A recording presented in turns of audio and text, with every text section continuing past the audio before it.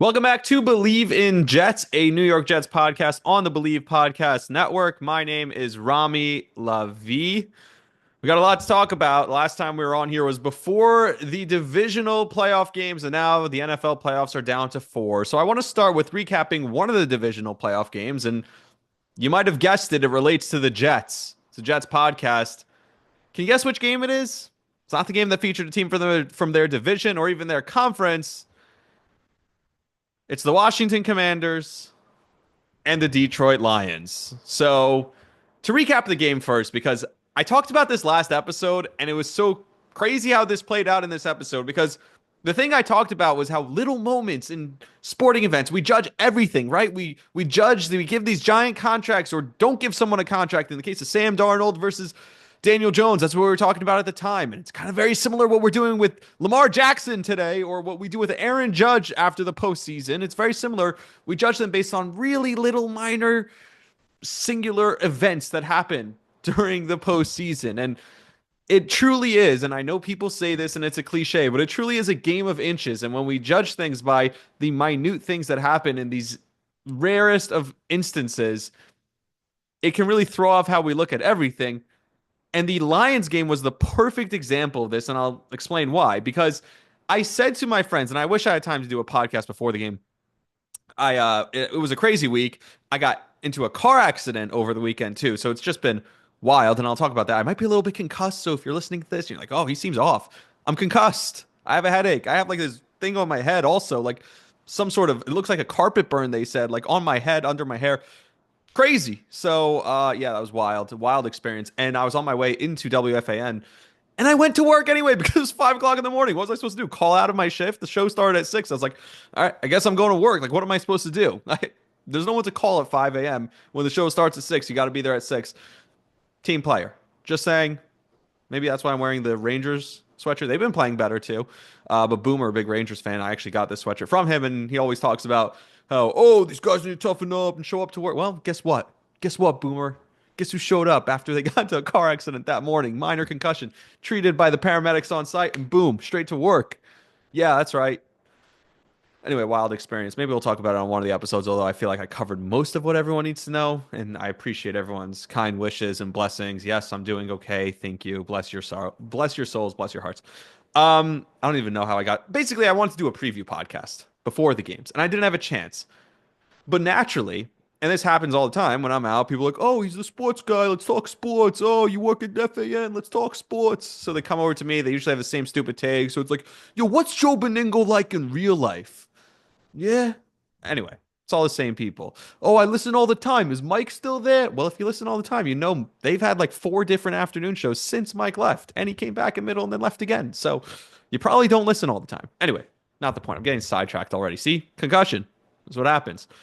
Um, my point was that I wanted to do a preview episode, and when I was talking to people about these games, I said, "Look out! There's going to be a massive upset over the weekend." And I personally think the upset is going to be the Lions. I see a path for Washington to win. And I said it right after the game, right after they beat Tampa. I texted in my group chat. I was like, I want to bet the Lions to lose, or I want to bet Washington to beat the Lions. But if I'm going to bet them to beat the Lions, I might as well just bet them to go to the Super Bowl. Because I also like them against Philly or against LA. Enough. I like them enough against either one of those teams. And hopefully I'll do a preview pod later this week. And then we could talk about how much I like them if we got there. But I like them enough against either of those teams that if you're going to take the juice of of them like, beating the Lions, you might as well get it all the way juiced up to them going all the way to the Super Bowl. But I said there's a path, and the path is very simple. Detroit's defense is banged up. Washington's going to score on them. The way Jaden Daniels just, I've never seen anything like. He's just calm, stands there totally calm, cool, collected. And I talked about this before the NFC playoffs 1,000 times. I said, of all the quarterbacks in the NFC, choose one that you trust to make these big throws in the big moments, that you trust to keep their pulse low and their heartbeat slow, and to just be calm and make the biggest plays in the biggest moments. It's not Jared Goff. It's not Jalen Hurts. I said Matthew Stafford was my pick, and that's why I liked the Rams before the playoffs started. I said we've seen Jordan Love do it before, but he's banged up. Jaden Daniels has proven to be that guy that when all the chaos is around him. He keeps the heartbeat slow, just keeps it calm, and he delivers all the big throws. Is he the best quarterback in the NFC right now? I know it's only 1 year, but it's not even that crazy to say that, especially if he can go into Philly and pull off another upset, which would be crazy. But I said they were going to score in this game. The Lions defense is banged up. It's going to be a shootout. There's going to be a lot of points. I bet the over. Got it by the skin of my teeth, huh? Just kidding. Went way over. Sarcasm. So the only way that the Lions would win this game was if they took care of the ball and just milked the clock and just outlasted the Commanders, just beat them down by running the ball down their throat, by doing what the Lions do best, which is play with their offensive and defensive lines, shoving the ball down your throat with your offensive line, run and run and run. And I bet them originally, I bet the Washington plus 6.5 to keep it within a touchdown parlayed with the over originally. That was what I bet before the game. After the first drive of the game, where I saw that Detroit was trying to throw the ball. And this is what I said to my friends. If they come out and they start trying to throw the ball and get cute with it, and all of a sudden you're relying on Jared Goff instead of relying on that offensive line and Jahmyr Gibbs, you're going to be in trouble because one or two turnovers, and all of a sudden you can't make up those possessions now that you're giving Washington. You have multiple empty possessions, and Washington's going to have extra possessions, and you're going to allow them to score on those possessions because you can't stop them defensively. That's how you lose this game.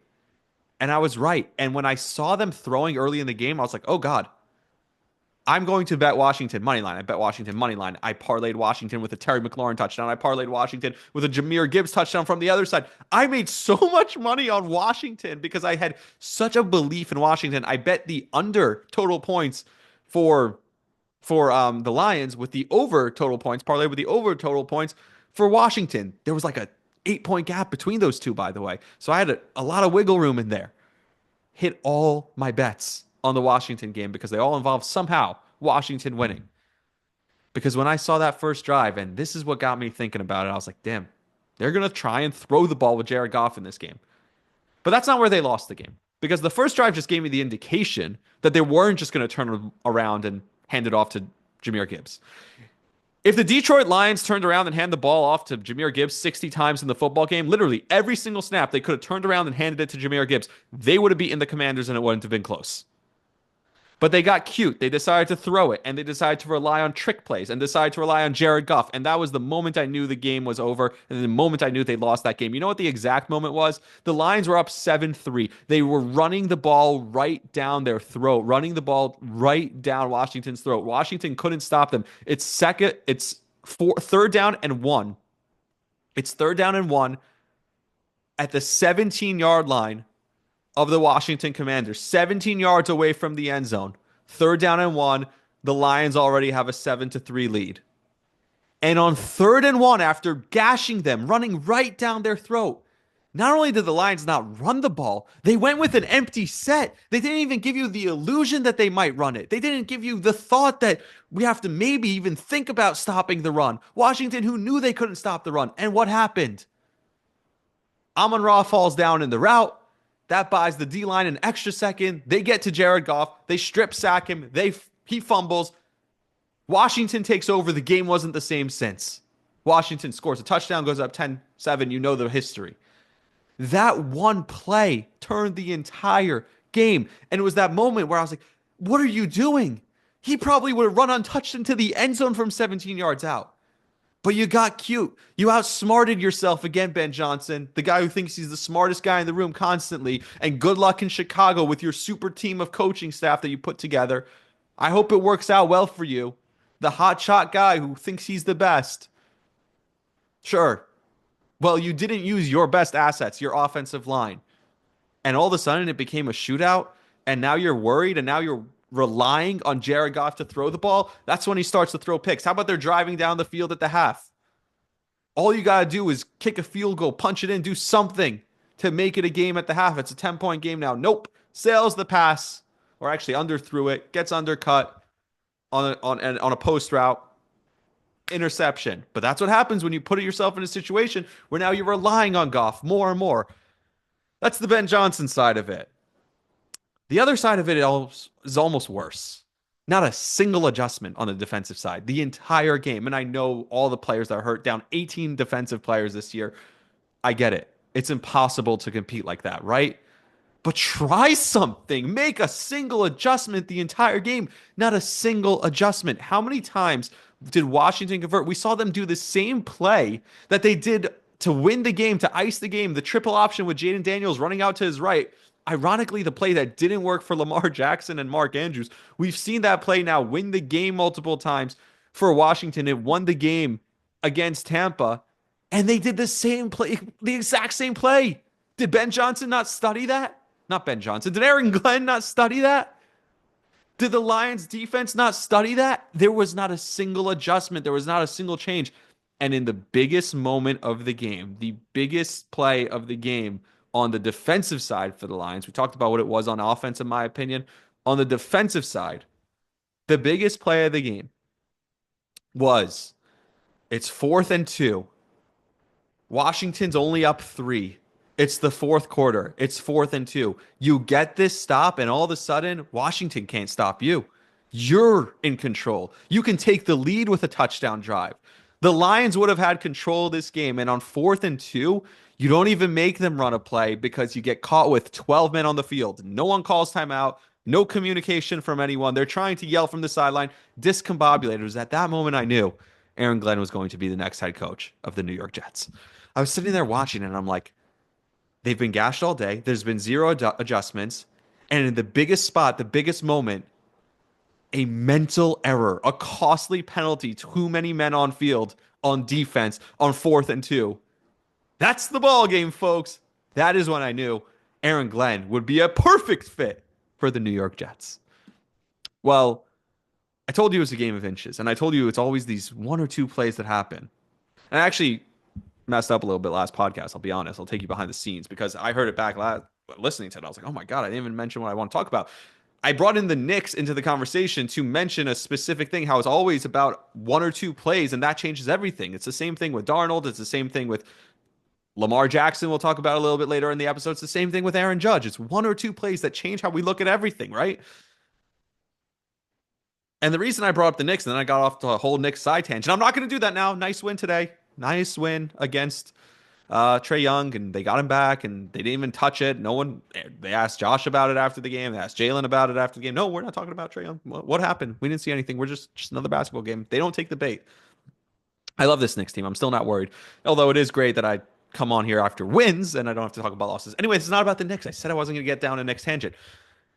But one of the things that I was going to mention was last week they had played the Bulls. And if you look at that game, it was actually, the Pistons. The Bulls game was similar where it came down to a couple of plays, but it's ironically also a Detroit team, the Pistons, where the Knicks are down 2 and they have a chance to take the lead. And they get 2 possessions down 2 to take the lead. First possession, Jalen Brunson throws a pass. It gets tipped off of a defender's hand and then nicks Karl Anthony Towns in the hand. After it hit Jalen Brunson's hands, goes out of bounds. Detroit ball. They take over, hit a 3. The Knicks cut it to 2 again. Illegal screen on Karl Anthony Towns. Detroit goes down, hits a 3. Those plays go different. That's the difference in the game. It's one or two plays. A ticky-tack illegal screen call and a ball that, because it was deflected by a defender, barely nicks off of Towns' hand and goes out of bounds, which was originally still called Knicks' ball because it was the Detroit player who deflected it. But they look at replay and it just nipped off of Karl Anthony Towns after it hit the Detroit, after it was deflected by the Detroit player. Those are the difference. Sometimes it's inches. Sometimes it's one or two plays that change everything. And that's why when we put all this investment into playoff games and into these moments, it's just like, man, you put everything into a couple of plays. That's what it comes down to. And for Detroit, you could boil the entire game, all the scoring that Washington did, the incredible game that Jaden Daniel had. It all comes down to 2 plays. Did they get too smart? Ben Johnson outsmarting himself again, trying to throw with Jameson Williams. Only down 10, by the way, in the third quarter. They couldn't stop you, and you're trying to trick play where you're throwing it with your wide receiver. Moronic, Ben Johnson. Always has to be the smartest in the room. Fine. But that wasn't the play that cost them. There were 2 plays. A 3rd and 1, because that happened first. 4th and 2 comes later. A 3rd and 1 where they decided that we're going to outsmart you. We're going to run an empty set. and Jared Goff fumbles, and a 4th and 2 where they get caught with too many men on the field. That's it. One instance they had a 4 point lead, could have gone in to make it a 2 score lead, go up 11 early in the game, step on Washington's throat, see if you can get Jaden Daniels to be a little bit rattled. Maybe down 11, he would have showed a pulse, showed a heartbeat, and he wouldn't have been able to come back. But no, you call a moronic play, you lose the game right there, and then on defense, all you need to do is get one stop, put your offense back on the field, and maybe you would learn from your mistake and just run the ball down your throat. No. Instead, they give them don't let them make a play. You give them a free first down, the end. That's the game. 2 plays. Now, as far as Aaron Glenn, because I said that was the moment I knew he'd be the Jets head coach, and it's becoming clear and evident that he's going to be the next Jets head coach. Him and Lance Newmark, who no one had heard of before today. Lance Newmark apparently already interviewed for the job, and he's having an in-person interview. Who's Lance Newmark, you might ask? Lance Newmark has been with the Detroit Lions for 26 years in their front office. Now, if I'm doing the math, how many of those years were winning seasons for the Detroit Lions, and how many of those years were they the most pathetic or one of the most pathetic franchises in the NFL? Oh, right. And then Brad Holmes came in 2021, and that's when the franchise got good. So you're saying that for those 26 years, most of them, the vast majority of them, the vast majority of them, the Detroit Lions, the concussion, I'm telling you, the vast majority of those 26 years, the Lions were the laughingstock of the NFL, much like the Cleveland Browns, much like the New York Jets. Brad Holmes comes from LA, changes everything. By the way, I was thinking about it. He comes from LA in 2021. Then they make the trade with LA for Stafford, and they get back Jared Goff. He was probably part of the team that drafted Jared Goff. And he's like, hey, I'll throw you guys a bone. You guys want Stafford? I'll take my guy. We'll figure it out. Like, it just goes to show you, Boomer always talks about this, Tiki always talks about this, like the league is so incestuous and there's all these like behind the scenes back channeling stuff that we don't know about that goes on that just like makes you like everything's like wink wink, hush hush, but we know what's happening here. Anyway, not the point. Point is, Brad Holmes comes in, changes the Detroit franchise. This guy who was there, gotta check my notes again because no one's heard of him, Lance Newmark. I promise you, he has nothing to do with the success of the Detroit Lions right now. Now, it happens to be he went to Washington, but guess what? He has nothing to do with that either. That's all Jaden Daniels. You want to give some credit to the coaching staff and Cliff Kingsbury? I would. And by the way, speaking of Kingsbury, he's another guy that I would hire over Aaron Glenn. And this is not an anti-Aaron Glenn thing. So many people are mad at me on social media today about my anti-Aaron Glenn. You hate Aaron Glenn. No, I don't hate Aaron Glenn. Aaron Glenn was a good Jet, fine. I talked about this on last episode. People don't seem to understand. This is not about Aaron Glenn. My opinion of Aaron Glenn hasn't changed based on the playoff game against the Washington Commanders. It hasn't changed based on his team getting gashed. It hasn't changed based on him making zero adjustments. It hasn't changed based on the biggest mental error coming on defense with 12 men on the field on a 4th and 2 when they had an opportunity to stop them and take over and take the lead in that game. Aaron Glenn, and my opinion of him, has nothing to do with that game.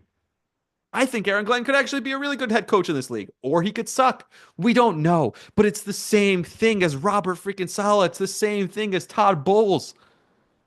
Remember, Robert Saleh was this energetic guy. All the players love him. He holds them accountable. He's yelling on the sidelines. He runs the steps. Oh, the players. Fred Warner, he told me he believed in me, and that's what made me the all-pro that I am. I wouldn't be the player that I am if it weren't for Robert Saleh. Seeing all these clips from Hard Knocks, Aaron Glenn, all these things. It's the same thing. It's a complete unknown. We don't know what he is. He has zero experience. He's coming into an organization that needs a face, that needs someone who could stand up to the owner, that needs somebody to stand here and say, I'm different because I've proven that I'm different. Aaron Glenn is not that guy. He could be a great head coach somewhere else. He's not the guy for this job, and it's already done.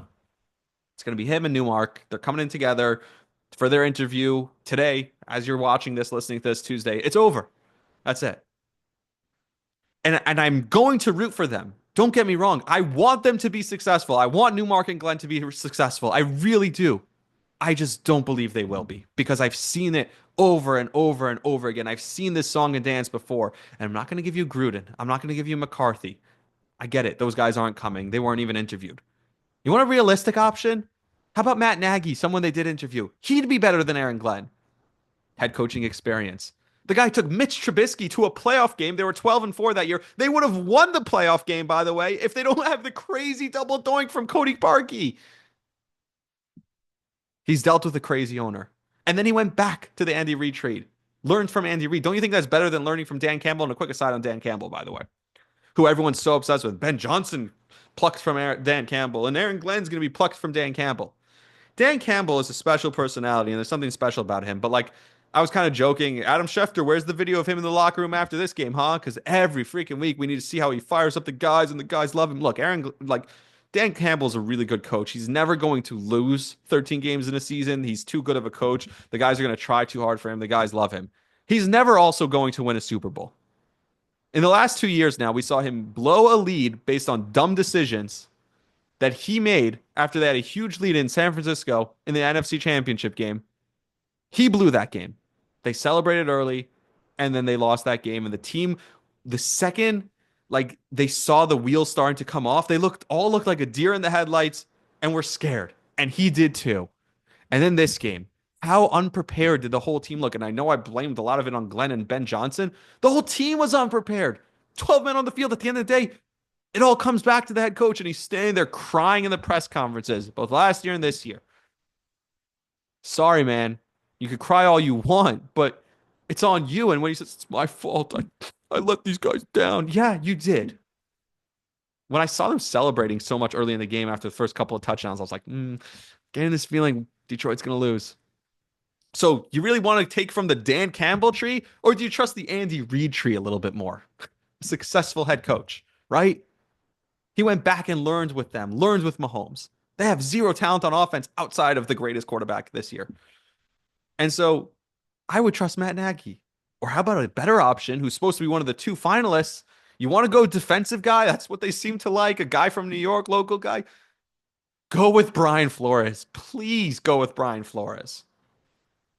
Brian Flores has head coaching experience, and he was fired. So you could say he was a failed head coach. No, no, no. He was fired from that job for two reasons. Brian Flores was fired in Miami for being too much of a hard ass and for not catering to everything the owners want, not bowing down to ownership, getting into a riff with ownership. That is perfect for what the Jets need. They need someone who's going to be a hard ass, finally hold people accountable, take Sauce Gardner and Breece Hall's phones away. Tell them that this is not okay the way it's been the last 25 years. And somebody who's not going to cower to ownership, somebody who's going to stand up to them and say, no, Woody, I'm the football person. You hired me to do this job. So I'm going to tell you how it's done from now on. I'm going to tell you what's successful and what's not. We're going to do it my way. And you know what? You could fire me again. I've been fired before for standing up to ownership. But he's proven that he can change a culture immediately. He turned around one of the worst Minnesota defense, not because they got a ton of great players. He turned around that team with his coaching, with his style. So there are options out there that are proven, that are better. Aaron Glenn is another guy who loves the Jets, has a great relationship with Woody Johnson. That's not what we need. We need someone who has zero relationship and zero alliance and allegiance to Woody Johnson. We need someone to come in and say, no, Woody, it's not your team anymore. It's my team. You're the owner. I run the football team. And it's not going to happen because Woody has his chokehold, like I said last episode. He's going to just bring in, oh, it's a former Jet. Look at him. Blah, blah, blah, blah, blah. Same BS over and over again. And I'm tired of it. I'm really freaking tired of it with the Jets. It's just, it never ends with this team. It never ends with this organization. It never ends with this franchise. And so it's going to be the same thing. By the way, you want to know who I want to be the, just because it's out there, I mentioned I don't want this freaking guy, Lance Newmark. But how about Alec Halaby, who's reinvented the Philly roster over and over and over again? How about that? That's the guy I want, as he was the right-hand man over there in Philly. And so that's someone with a track record. That's someone that they've always been a winning organization. So I don't know, but that would be too easy. That would be the right decision. And by the way, they lost out on Borgonzi because they're taking too long. So they lost out on Mike Borgonzi, who everyone thought would be a good hire, but guess what? The Jets, who started this process before anyone, lost out on Mike Borgonzi to Tennessee, who was the last to fire their GM. Make that make sense. You can't. Only the Jets. And all that just to hire freaking Glenn and Lance Newmark, who's been part of the Lions for 26 years. Sure, did he see the turnaround? Yeah, before he went to Washington. My God. By the way, I was thinking about this. We were one long Greg Zuerlein field goal away from Jaden Daniels doing what he's doing right now in New England. Like, think about that for a second. If the Jets lose that game and Washington wins, they get the third pick and New England gets the second pick, and Jaden Daniels is in New England doing what he's doing right now. I mean, like, think about all the different things that come with that. They probably are in the playoffs. Because I fully believe it's the quarterback and nothing else. You tell me, oh, Drake May's playing well. No, no, no, no.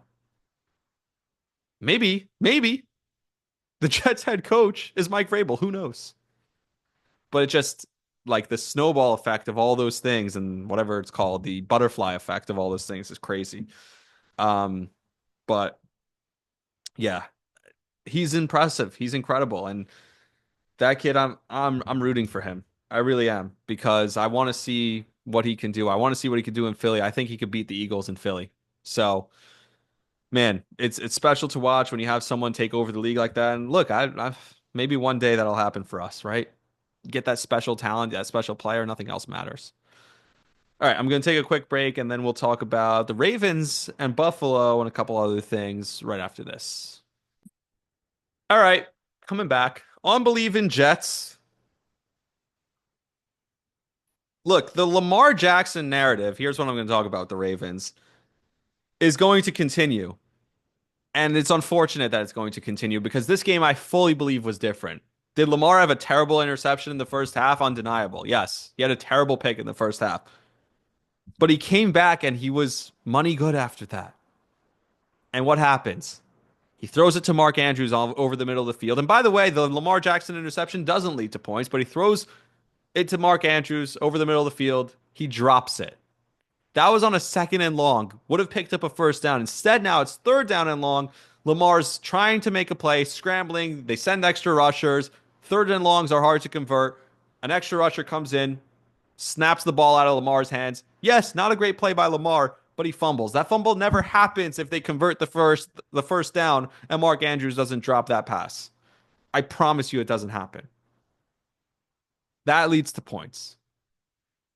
Later in the game, second half, Lamar Jackson would have had one of the most legendary second half comeback stories. They come back from down 11. The guy who could never get it done in the playoffs, finally he gets it done.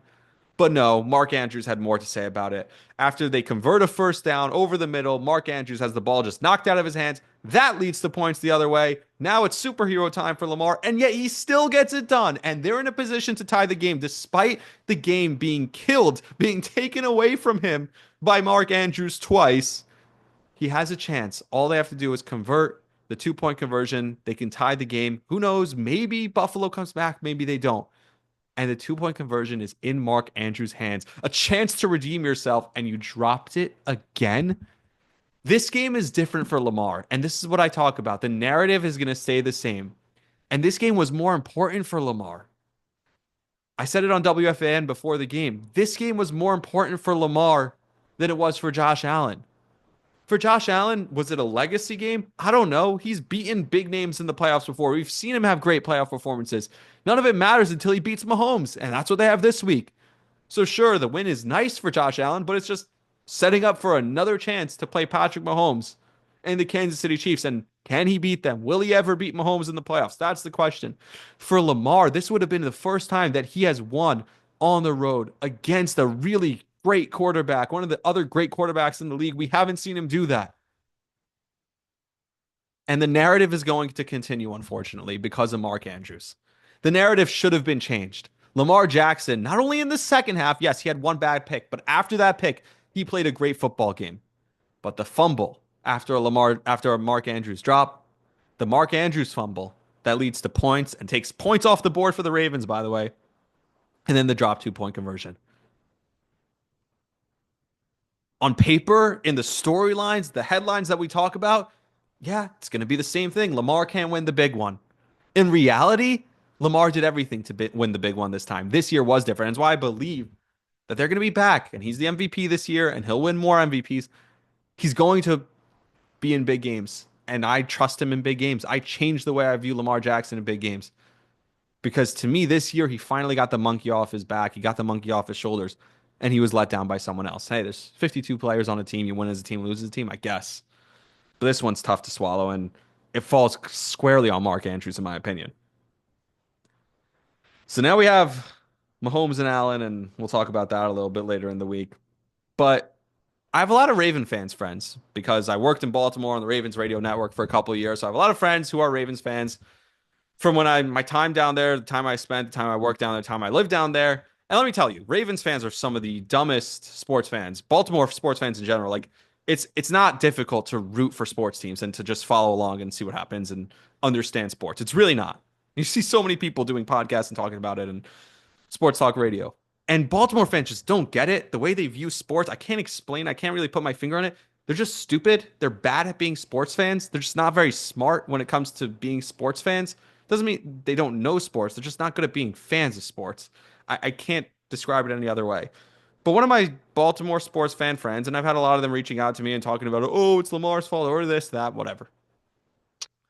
One of the fan friends of mine, a good friend of mine, he texts me and he says, "Hey, I'd rather be a freaking Carolina Panthers fan. This is ridiculous. It's just they always they disappoint us in the end. They get there. I know they're gonna win MVPs. I know they're gonna have good regular season, then they disappoint us in the end." And I'm like, "You're so wrong about that." And I'll use the perfect analogy because guess what? I'm a Jet fan, but I'm also a New York Yankee fan. I talked about this last episode too. I've seen both sides of this. I've seen the Ravens side of this. That we're in the playoffs every single year, and our best player doesn't come through in the playoffs, and we lose in disappointing, sometimes heartbreaking fashion, gut wrenching fashion. I've seen it. That's the Yankees the last 15 years. Aaron Judge can't come through. Houston Astros, the cheating scandal, the Dodgers this year, that fifth inning. Those moments are gut wrenching. They suck. But guess what? The Yankees give you so many great moments throughout the season. They give you great postseason moments. The DJ LeMahieu home run before the Altuve home run. How amazing is that? That crazy seventh inning that they had against Houston in game 4 or 5 at home to ultimately send the series back to Houston up 3-2. The Tanaka shutout. So many big moments. Didi Gregorius in the playoffs. Think about the last 10 years of Yankee playoff moments that you have and how many fond memories you have, or regular season moments and Judge hitting 60 home runs. And you always know that you're playing for something important. And yes, it's frustrating. There's no team that I get more frustrated with than the Yankees because I hold them to that high standard. I expect a ton from them. Juan Soto leaving is one of the most frustrating things. That fifth inning is one of the most frustrating things. The losses to dumb teams and wild card games to freaking Boston and all these things are so incredibly agonizing. But you have the highs, you have the lows, and you always know they're going to be right there. And there's a chance that it's just all going to come together one time. And there's a better chance than not because statistically it just has to, right? These great players are just going to come through. There's going to be a year where Aaron Judge just rakes in the playoffs and they win a championship because of him. It happened with A-Rod. It's going to happen. It can happen. And you have that hope. And then you're a Jets fan on the other side. There is no feelings with the Jets fans. There's three feelings: pain, misery, and the worst of all, the worst thing, worse than the pain and misery that the Jets fans constantly have, and the Jets organization constantly gives us, even when there's no football game being played, there's pain and misery. Because you're talking about freaking Aaron Glenn, which is the same thing as hiring Robert Saleh, and we've come full circle. The worst thing than any of that, and that's where we're getting if they hire Aaron Glenn and when they hire Aaron Glenn later this week, whether it's today, tomorrow, or the next day. That feeling is nothingness. It's numbness, where you just feel like, whatever. So it's all nothingness. There's nothing at all. You're not even upset anymore. You're not even mad. You're not sad. You're just apathetic. There is nothing worse than that as a sports fan.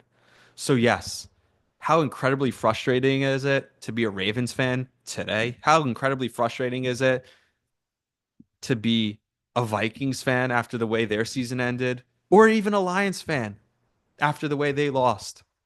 Yeah, it's maddening. It's not as bad as being a Jet fan. There's nothing worse. So to my Baltimore Ravens fan friend who said he'd rather be a Carolina Panthers fan, no, you wouldn't. I see both sides. I see the Yankees and the pain and the agony that you could go through, but you also have all those great moments. And then you have just nothingness on the other side, the Jets fan. So I don't know. Sports fandom is crazy. It's a crazy thing, but that's all. I just wanted to talk about that. Until next time, everybody, like, subscribe, share the podcast. I appreciate everyone for listening. I'll be doing these as often as possible, so keep interacting with the stuff. Keep interacting with my social media. Twitter's been going well the last couple of days.